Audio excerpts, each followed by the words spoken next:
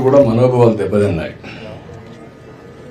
ఎవరు ఊహించలేదు వెంకటేశ్వర స్వామి హిందువులకి కలియుగ దేవుడు. ఒక నమ్మకం, ఒక విశ్వాసం. కడాన ప్రసాదాల్లో కూడా మీరు నేను ఏదైతే చెప్పానో అలాంటి ముడి సరుకులు ఏవైతే వాడారో ఇవన్నీ నాసిరకం కాకుండా అపవిత్రమైన ముడి సరుకులను వాడారు.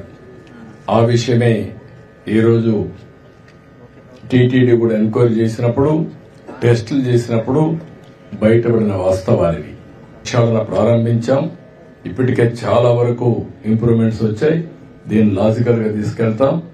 ఏవైతే మాకు ఆధారాలు దొరికితే అలాంటి వాళ్ళపైన కఠినమైన చర్యలు కూడా ఉంటాయి. ఎవరైనా సరే తప్పు చేస్తే శిక్షించాల్సిందే. దానికి కూడా దోహదం చేస్తాం.